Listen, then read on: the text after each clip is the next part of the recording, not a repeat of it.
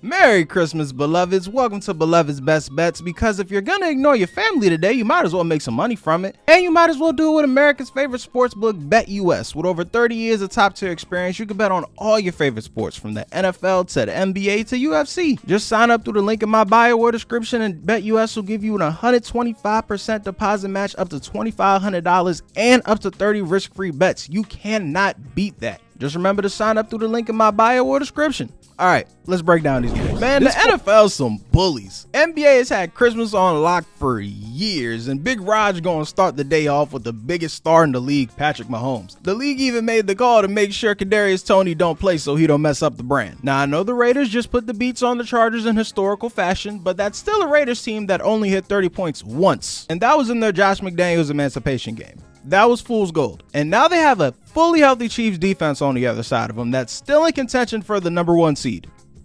Somehow. Yeah, so I say the Raiders get ho-ho-hoed on national TV. I'm rolling with the kingdom on this one. This 4-leg parlay at plus 700 hits everything KC needs to start their late season run. First, you get a dominant win at over 10.5 points. Defense creating turnovers, getting over half an interception off Aiden O'Connell, and young weapons Isaiah Pacheco and Rasheed Rice getting an anytime touchdown. And with that, the Chiefs Kingdom gets a gift of hope for the holidays.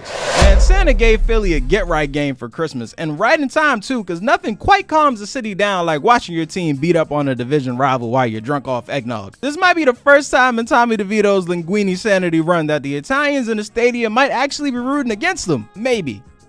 I don't know, they built a statue of an imaginary boxer in that city, so maybe they won't, who knows. But I still say the Philly passing game gets back in order, the Philly pass rush returns to NFC Championship form, and I would say another Christmas pun for this, but honestly, in the Christmas spirit of Philly getting back on track, I got a 5-leg parlay at plus 1150 odds, starting with the Philadelphia win, Jalen Hurts anytime touchdown, AJ Brown over 86 receiving yards, Devontae Smith over 54 receiving yards, and Josh Sweat getting at least 1 sack. Merry Christmas to the birds. Super Bowl preview time. Well, at least that's what the promo for this game keeps telling me. Y'all know the teams, y'all know the stats, but let's break it down. First, Lamar Jackson has put his foot in the ass of every NFC team he's faced to the tune of 19-1, the best of any quarterback in NFL history. Oh, but the Niners are not just any old NFC team. They also have put their foot in the ass of all the NFC teams they played to the tune of 9-1 this season, including beating the Cowboys and Eagles by a combined 55 points. Offensively, they're on track to be the highest scoring team in the history of their franchise.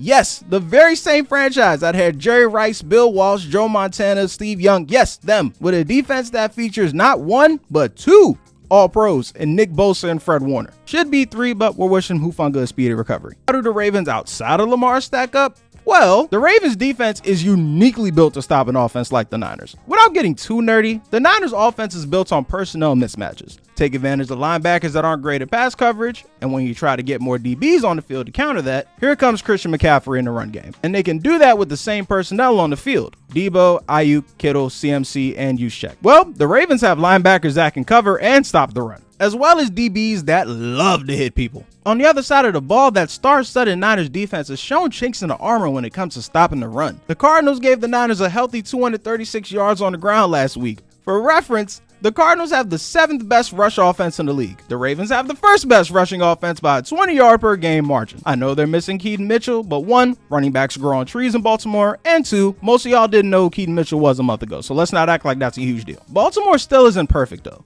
Their fatal flaw for years has been unserious fourth quarter behavior, specifically letting other teams get back in the game when they have a lead. You know who can't come back from fourth quarter deficits? The 49ers. It's the movable force versus the stoppable object in the fourth quarter. It's ridiculous. But to me, it all boils down to one thing. Let's throw all the analysis out the window for a second. Great quarterbacks win these games. In big moments, with the whole world watching, the great ones will their team to victory against the odds. I believe that Lamar Jackson is a great quarterback who is having his greatest season as we speak. And for that, I am going with the Baltimore Ravens. How great do I believe Lamar Jackson is? I am sextupling down with a 6-leg parlay at plus 1700 odds. I got Lamar over 59.5 rushing yards, over 1.5 passing touchdowns, over 219.5 passing yards, over 9.5 carries. Pair that with a Baltimore win and they score over 19.5 points, and that sounds like a Merry Christmas to me. Thanks again to BetUS for sponsoring this.